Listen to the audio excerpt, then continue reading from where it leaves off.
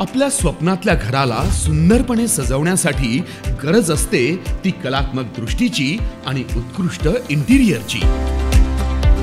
यात लक्ष वेधून घेतात ती घराची दारे, खिडक्या आणि रेलिंग।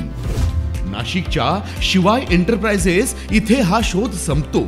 वास्तूला आपला परिस्पर्श देणारे एकमेव नाव नाशिकचे शिवाय एंटरप्राइजेस।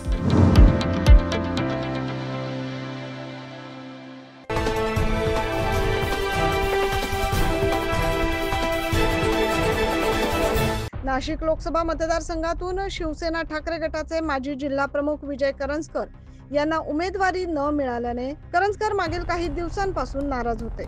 ठाकरे गटाकडून राजाभाऊ वाजे यांना उमेदवारी दिल्यामुळे विजय करंजकर हे बंडखोरी करतील अशी शक्यता वर्तवली जात होती। मात्र आज नाशिक लोकसभेसाठी अर्ज दाखल करण्याचा शेवटचा दिवस असताना विजय करंजकर यांनी अखेर आपला उमेदवारी अर्ज दाखल केलाय। विजय करंजकर यांच्या उमेदवारीमुळे आता महाविकास आघाडीचे उमेदवार राजाभाऊ वाजे यांची देखील अडचण वाढणार असल्याची शक्यता वर्तवली जाते, कारण विजय करंजकर हे आता अपक्ष उमेदवार म्हणून समोर येणार आहेत। विजय करंजकर यांच्या अपक्ष उमेदवारीनंतर आता नाशिकमधील ठाकरे सेनेला देखील बंडखोरीचं ग्रहण लागलंय। काही दिवसापूर्वी ते एक फॉर्म घेऊन ठेवले होते, तर फॉर्म घरी ठेवून ते काही वाळीत घालायचे का, त्याच्यामुळे ते फॉर्म भरले आणि आता मी अर्ज सबमिट केलाय।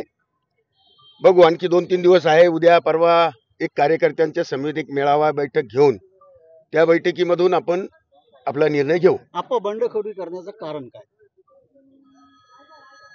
बंडखोरी करण्याचं म्हणजे मी आहे तुका म्हणे पुत्र व्हावा ऐसा गुंडा त्याचा लागो तीही लोकी झेंडा। माझ्या पक्षाने मला 1 वर्षापूर्वीच मला सांगितलं होतं की तुम्हाला लढायचंय, तुम्ही जोरात सुरू व्हा। मी 1 वर्षापासून मी फिरतोय। 1 वर्षामध्ये सर्व मतदारसंघामध्ये माझ्या 2-2, 3-3 फेऱ्या माझ्या सगळ्या झाल्या आहेत। आणि हे सगळं झाल्यानंतर पक्षाने समजा उमेदवारी नाकारली तर नाकारण्याचं कारण मला कळायला पाहिजे होतं, आणि ते जर मला कळालं असतं तर अधिक बरं वाटलं असतं। म्हणूनसाठी मी आता फॉर्म भरलाय, बाकी पाहू।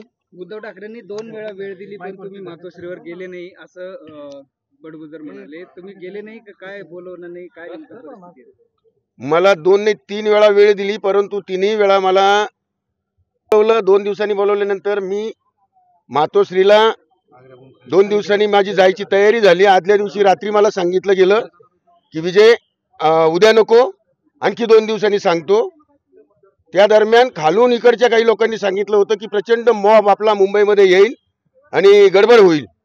अशा 2-3 वेळा असं सांगितलं गेलं, आणि 3ही वेळा मला मातोश्रीने बोलवून सुद्धा या खालच्या लोकांनी सांगितल्यामुळे मला 3ही वेळा परवा बोलवतो, 4 दिवसांनी बोलवतो असं सांगितलं गेलं। मात्र हे बडगुजर जे सांगतात ते नंतर माझे काही त्या मातोश्रीची माझे काही म्हणजे फोन झाले नाही।